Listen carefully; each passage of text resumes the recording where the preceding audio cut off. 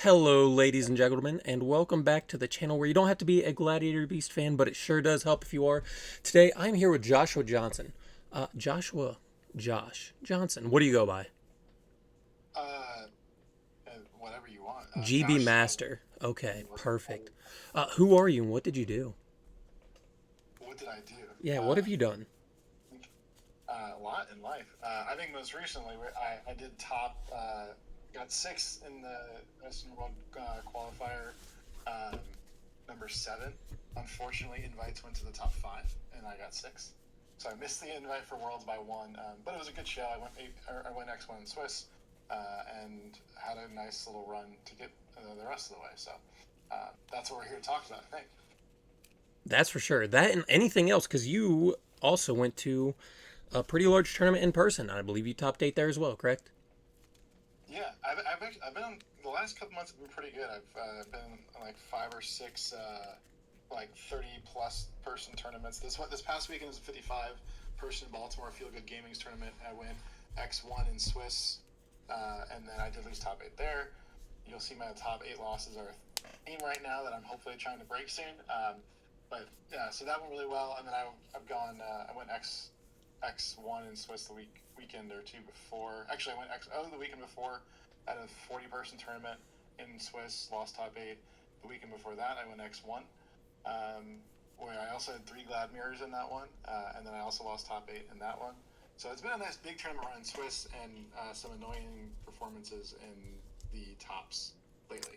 Yeah, so quite the credentials. Let me say this. Of all the known Gladiator Beast players that I know of who are going to Nats or I guess large events, this for the rest of the summer, there's quite a few big events coming up between certain YCSs, Nats, and the Ribbit that I believe you're also going to, if I remember correctly. I think you have the most momentum going into these large events to do well at those events. And knowing your deck well, I think there's a lot to be said about that. With that being said, let me say this. Let me ask this. Why Gladiator Beast over anything? You know, you see some of these bigger YouTubers, and I think in the past couple of weeks, Gladiator Beast has definitely gotten a lot of respect. You see it hopping up on tier list from it used to be like its own joke tier up to now more of a real placement. Usually like in that second bar right below the Vayus, the Blackwings, and the Hero Frogs. Gladiator Beast usually I see falls right below that, or maybe slightly below that bar. But why do you choose Gladiator Beast over more, I don't want to say better options, but more known Mm-hmm. good decks, I suppose? Yeah, I think for me it's a couple things. The most critical factor is really when I played mainstream Yu-Gi-Oh was like '08 to 11, 12 range, and so Glads were the first deck that I would say I picked up and really committed to back then, and also just enjoyed the most at the time. It's just like the style of play I like, and so it's a little bit nostalgia and also just knowing it, but also I just really enjoy the play style that it comes with, and then the varied decision making that you get with it, which is really narrowed in pretty much every other deck out there. There's just a lot more that you can do in Glads that gives me the flexibility to approach games in ways that I enjoy, in ways that I think can win more often, honestly, and I'm not siloed so much. So that's why I like Glads and why I continue to play it more than switching to anything else. Yeah, I'm glad you said that. I am a firm believer. You know, if you go to any of the Edison format discords or whatever, and you look at all the top decks, all the winning decks, but any deck actually, no deck does what Gladiator Beast does in terms of just general field control, I suppose. But at the same time, which I think is great. At the same time, though, Glads are completely unable to do what other decks do. It's very hard to make a push with as someone who does play Gladiator Beast. But I haven't touched a deck basically since Indy. I know we've ghosted a few games back and forth, but I haven't. I've been in one tournament and I did abysmal. So it's good to hear. I know that there's a lot of people out there who, on some of my videos before, have been like, why would I choose Gladiator Beast over Blackwings? And I don't have a real answer for them, to be honest, because if you're trying to win, I don't know if you should. I personally think Gladiator Beast is like top 4 decks. I think they can all just win at any given time, to be honest with you, but I'm certainly biased. Going into this deck list, and for all you hooligans out there who just want something to watch, I will have 2 replays playing. First one is against Fraser Smith, who was on Machina something or another, that you go 3 games with him, and I'm not sure how long it is. And depending on how long this video goes, we'll play a second replay against the guy who actually won the tournament. ShamWow, you played him top 16, where he unfortunately knocked you out of the winner's bracket. Or however it rolls. I don't know how that goes. Yeah, it was game 3, top 8. He was also my only Swiss loss, and both of our matches went to game 3. I wouldn't say like value did big things. It did, like really like game 1 it was like an OTK, literally an OTK in his second turn, and game 3 I forget how game 3 went in the top 16 at the moment. We'll find out, I guess, in the replays. That's so cool. Like I said, Gladiator Beast will I don't think Gladiator Beast can OTK. I don't think it's possible. So again, some things that other decks can do that they can't. Yeah, there's no OTK route in Pure Glads without some finessing. For sure. Now, rolling into your list, I know that we talk a lot. We talk a tremendous amount every day, basically, about Gladiator Beast, tech choices, and things of that nature. I'm of the opinion that Gladiator Beast as a standard deck, and what does standard mean in Gladiator Beast anymore? I don't think there's a real definition. I can kind of look at a deck and just say, these are the core cards, but there's no real standard build. I know Gwari topped a list or topped something pretty recently. He did really well with out test Tigers. There was who was it who played the hero signal build? Spiral, yeah, that he ended up winning with. That was just something completely different. And then you have something here that I would say is actually extremely similar to my build. I know some people would look at this and say, they're not really that close because they might be like 10 cards off. But in reality, they play almost exactly the same. But what jumps out is you have 40 cards here. Or 43, pardon me, not 40, 43. What's going on with that? I think most players in Edison would just call you a dunce for that decision. Really funny because I won a tournament at 43 as well, like a month and a half, 2 months ago. It was like a 41 person, not as crazy, but it was an online 41 person tournament. But I also won at 43, a little bit of a different build. I think more than any deck, like I think 40 or 41 at worst is right in like 95% of deck circumstances in Edison. But with Glads, you just you don't really you're not drawing to combos typically. There are some like great payoff cards, but like the deck is not built around getting to that card to like end game. Ultimately, with Glads, when you play the deck more and more, you realize like the only really bad hands that you can get in Glads is when you draw all monsters. I'm glad you said it. You hit it. If I can interrupt you real quick, you hit the nail on the head. In my opinion, is that there's a lot of decks. Again, Glads don't play like other decks. There's no one card that you want to see in this deck. Yeah, you want to see Test Tigers. You want to see Rescue Cat. But they are not, how do I put it? They're not like a Black Whirlwind for Blackwings. They're not a Substitute. They're not whatever Vayu has, a Greffer, I guess, equivalent type of thing. It's just you want to see a specific hand combination of cards. So on the screen right now, I see a hand of Waboku, Torrent, Smashing Ground, Bestie, Prisma, and Test Tiger. Insane. Absolutely insane. You never want to see one card. You want to see like a combination of basically the perfect cards. That means that your hand's not dead. Yeah, exactly that. It's a combination. And ultimately, I also view it, to talk about why it's 43 is the monsters that I want to run with 100% certainty. I cannot run the deck at 40 cards. Bro, for sure.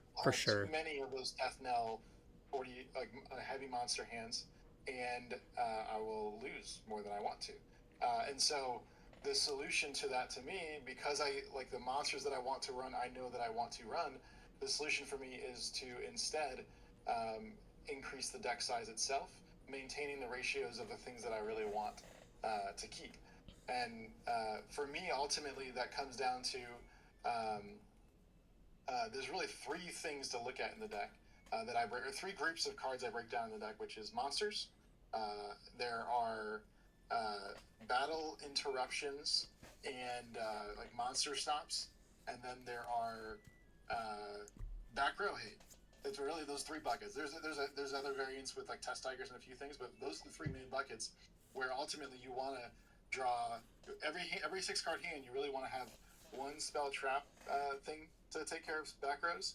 You want to have, in my opinion, two, maybe even three battle interruptions or things to stop their monsters, and you want to have probably like two glads, which is more so just like in case the first glad gets hit, you have the other one immediately. You're not having to wait to hope to draw to it.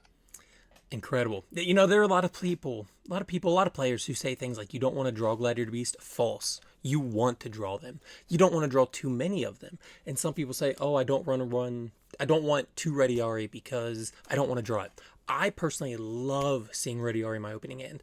It is a card that I run two of, escapes bottomless, and if it gets hit by like Raikou or something like that, or eats a Deep Prison or Mirror Force, best case scenario, honestly. Same thing for other things like Murmillo. I don't mind hard drawing Murmillo early in the game. If you're later in the game, you're like, man, I wish this was in the deck. I got it. But for me personally, seeing those low attack monsters that do get under bottomless, I can then tag into the Lakori to bait the bottomless or whatever it might be to save the bestiary, I think that's awesome. I love doing that. Mm-hmm. Yeah, I don't know. As we talk, we can talk more about like strong opinions, but like Rediari is like great in the deck. Like I think the ultimate point you just had was like you want to draw one or two, and because of the way the decks are built, you don't really care about mid attack monsters because like half the time you're gonna do something like use a book to get the attack off, or but just there's just the whole deck is built around this interaction, and so generally you have ways to make any of the monsters pay off. Oh yeah, Radiari is a certified homie for sure. Going back, you were on two Prisma, which I know you're just a lover of Prisma for sure. But to go with that, you're on two Darius. It makes sense. But you dropped to an Equesti. What is your mindset? You know, for me personally, I don't think I could ever go above one Prisma. I know we're talking about a little bit on the side about some cool tech cards that I want to try out here in the future. But what is your mindset between, or I guess going for something like that where it's probably, if I go into the Edison format chat, I'm not seeing a lot of people who are on two Prisma anymore. Yeah, it's not as common, and there are downsides. Um, the big thing with Prisma is we'll talk about the pros really quickly, but Prisma is an absolute power card in the deck. It allows you to it's a standing Foolish Burial once per turn, which is awesome because what tends to happen over if you have like a couple turns of a Prisma out, which is not that common to be fair, because usually you're doing the main thing with it. But if you dump 2 or 3 cards with Prisma, and then you're able to Darius Equesti back, you create +1 advantages very, very early in the game that can make a huge difference. And in particular, one of the reasons I love going that route with Prisma is because to get the Equesti and Darius advantage, if you don't do it via Prismas, it means you've already gone -1 most likely because you've had to let those glads hit the grave, which will happen no matter what in games. It's not that that doesn't happen, but you can create some plus advantage early on with Prisma that you can't without it because you're just not going to have glads in grave any other way, typically without having lost them to a battle interaction. And so I love Prisma because it creates those pluses. You have the normal like glad like awesome thing of Prisma and Test Tiger, which is an instant Gizaris, which is always very awesome. Or if there's a glad on board, one of my favorite things, like you just summon the Prisma, you dump the Bestiari, you go Gizaris with the guy on board, and now you have potentially another Gizaris live immediately in main phase 2 after you attack. And so you can go double Gizaris a lot, and double Gizaris is quite a bit more infrequent with less Prismas in one turn. For sure. I want to hype that up just a little bit. Gizaris. This is a card that everyone needs to respect. It is interesting that Edison format has a significant amount of power cards in the form of, Dark Arm, Judgment, Brio. I don't even know anymore, to be honest, but Absolute Zero, Christia. We know this. No deck has access to their power cards. Maybe like Brio, Tuners, or something. But no deck Not typically... recursively. Huh? Not recursively. No, that's what I'm saying. No deck has access to their power cards the way Gladiator Beasts have access to Gizaris. I've had games where I hit 3 Gizaris in one game. I've had games where I summoned 3 Heraclinos. It has happened. Mind you, I've played... Where I summoned 3 Gizaris. Yeah. Like literally one turn. Like much less an entire game. I've had games probably where 6 or 7 had gone off.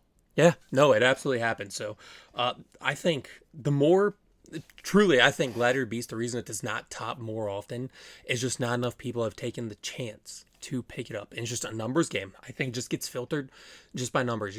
We've seen in at least the tournaments that you've played in, what was it? The one you went to over the weekend, you said two players showed up playing GB, and then you ended up, one guy missed on the bubble. He said it was King K, made a bad misplay and ended up costing him game three, where it was his second loss or second match loss. And then you made top eight. So And it's, we played the mirror too. Like yeah, and we you guys lost. played each other. So someone was forced to lose a game there. Uh, Yeah. it could have very easily been if you didn't play. He ends up going XO, X1, however the bracket would have rolled out, and then had two of two GBs topping. So definitely a deck that once you get experienced, it's fantastic. It really is. But you're down to one Equesti. You've never. That's odd. I know we've talked that it's either two Equesti or two Darius, but why not one Darius, one Equesti? Have you felt hurt by not having the Equesti? This, Talk about that. yeah, I mean, this comes down to the Prisma play as a factor here too, because I truthfully feel like two Prisma you just need two Darius because you end up pushing things into the graveyard faster, and if you don't run two Darius, you get scenarios where your Prisma Tiger play can't resolve because the Darius you need is already out of the play, and then also just generally in Prisma you'll push more there. That Darius is going to become more frequent even if it's not part of that same play, and so if you have two Prisma, I think you just really need two Darius. And to be honest, I'm running a one Prisma builder right now, and like I have missed Darius quite a few times. One of the times it didn't cost me a game, but it was real close in the tournament this past weekend because I couldn't go Gazaris in the main phase two like I normally would have because the Darius was out of play. So that brings me to the single quest, which I do like. Actually, for the longest time, I didn't realize that was like as non-conventional as it is. But it definitely is non-conventional, and I get that. Ultimately, it's a ratio thing. In this build, you'll see I also had a proving ground, and so my final decision on this build in particular for this tournament was or the final monster decision, I should say, was to a quest or an quest and a proving ground. And so I went to decide on the quest and the proving ground. I mean, literally through 10, 12, or however many games there was, it was never an issue.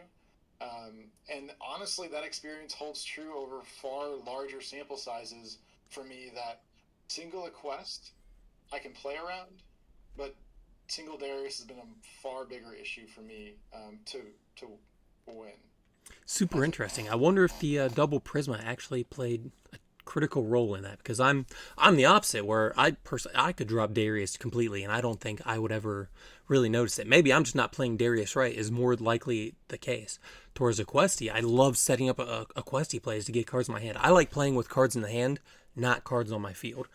So maybe that's like a bit of difference of play style where you would go into a Darius play, I would go into a Questy type of thing. Yeah, Potentially.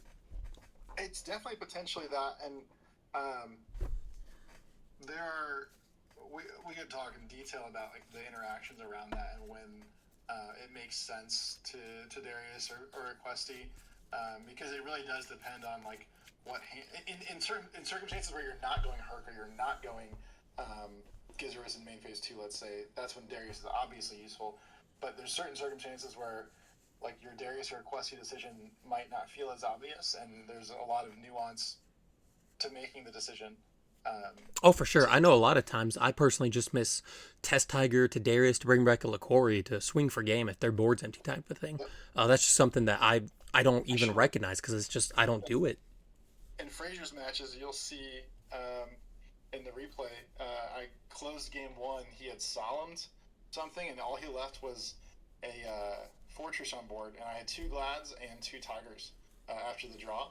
And so summoned Bestiari, specialed both Tigers, went Murmillo the first one, and then you had to discard my card in hand, and then I went Darius, summoned Laquari the second one, which was game because of the Solemn he had just done. Yeah. Yeah, we passed that. I think we're almost done in game 3 in this replay.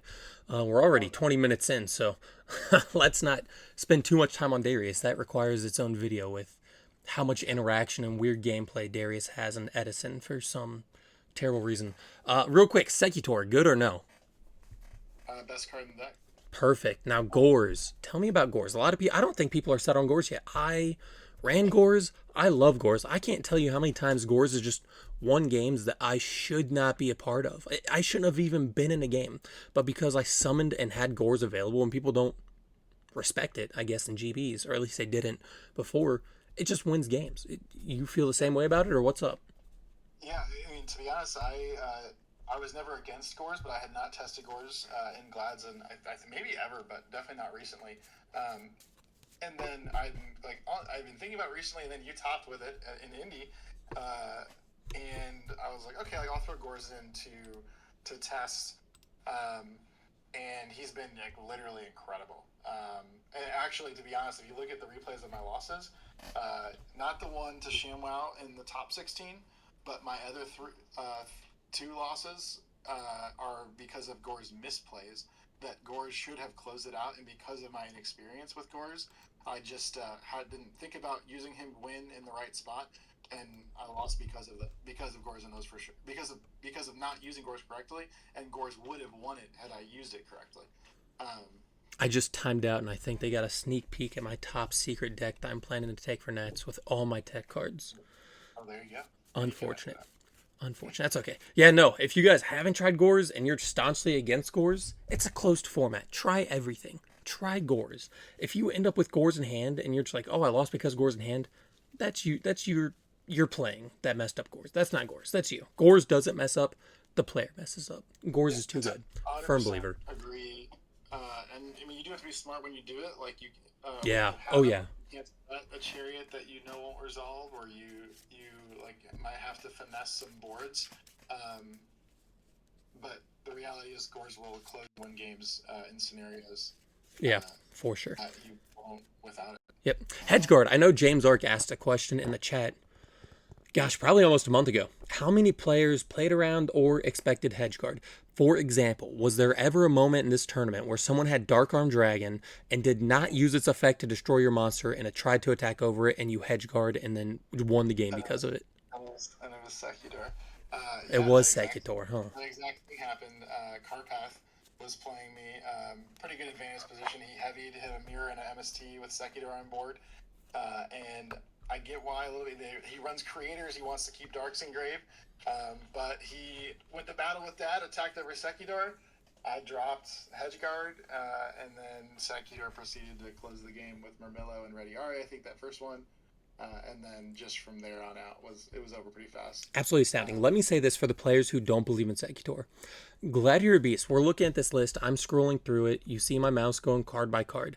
Outside of, I guess, specifically Gyzaris, and, good or bad, Gladiator Beasts do not have a card that has comeback potential.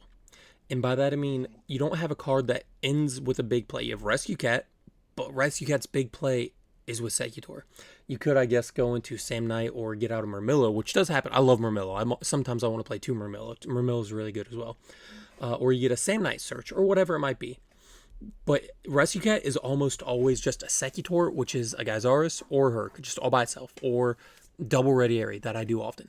The people who don't believe in Secutor, again, maybe you draw it a lot more than you should. That's a fact. I don't know why, but Secutor's a homie and he likes sitting in the hand. But you have Test Tigers, so you can fuse it away, Test Tiger it away. It's still GB for Chariot.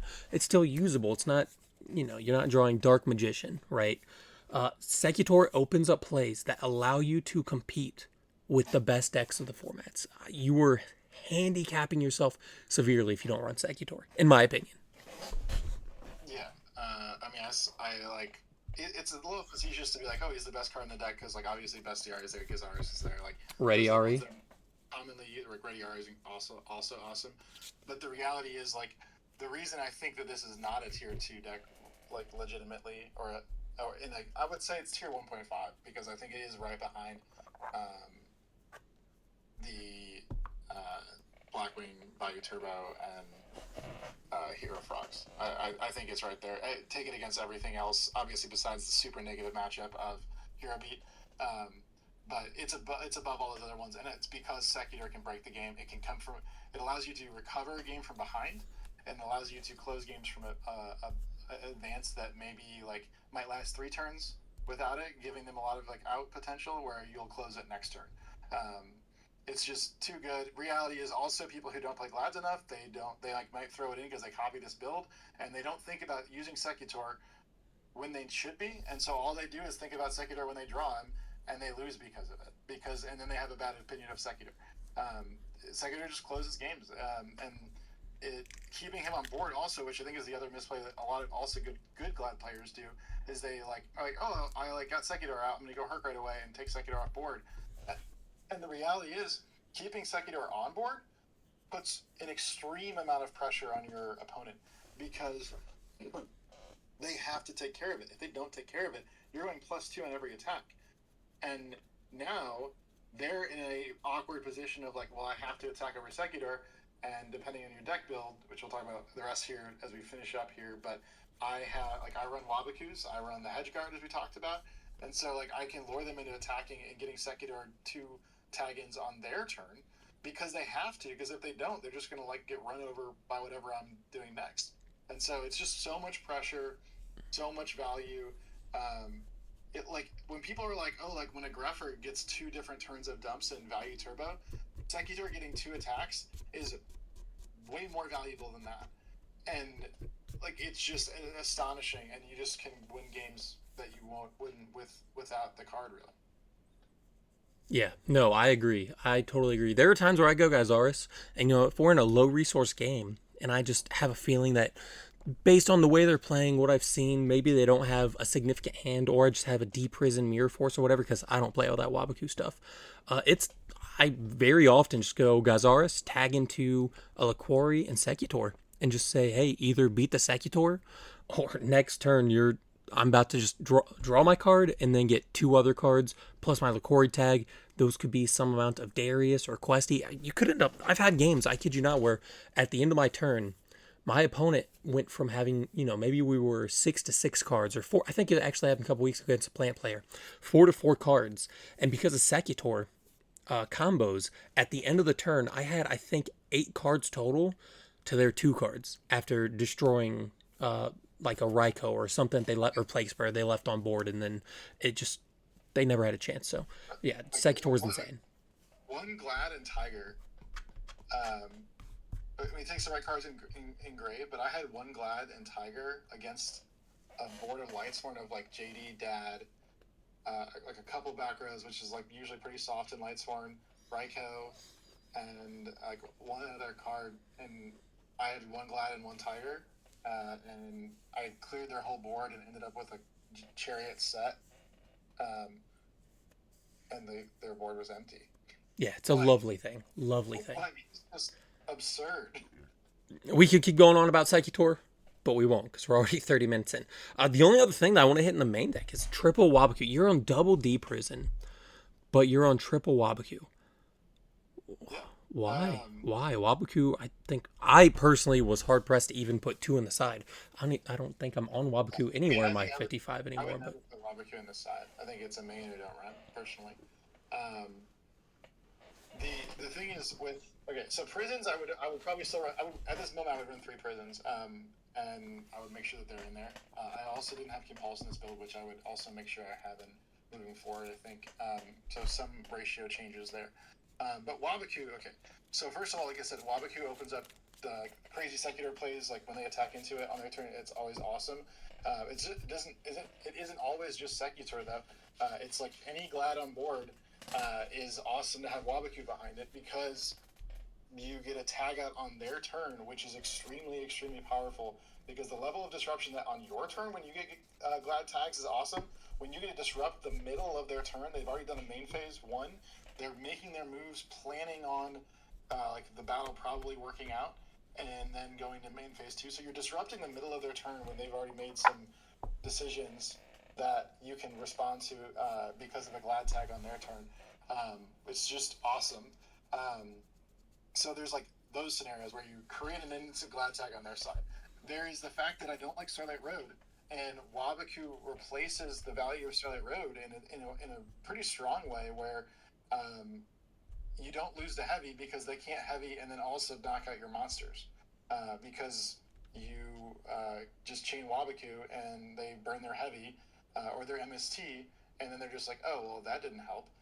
And that happens a lot. It was actually in YCS Raleigh that I went from 2 to 3 Waboku, and I can't tell you how many times in that tournament that Waboku on board ate an MST or a cold wave or a heavy, and then they were just like, oh, I actually have nothing to do then.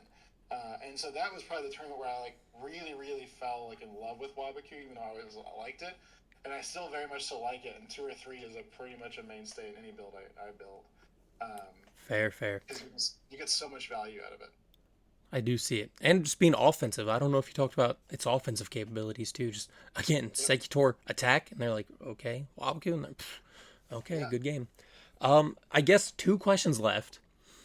What would you would probably change the build more than anyone I know besides me? I change my card lineup every other day. What would you change about this build if you have changed? What did you change? And then lastly, where do you see Gladiator Beast going forward as we move towards Nats and some of these large events? Yeah. I mean, I change and iterate the build, and I try to do it with I'm pretty intentional about larger sample sizes of really build testing, because small sample sizes lie to you in bad and good ways.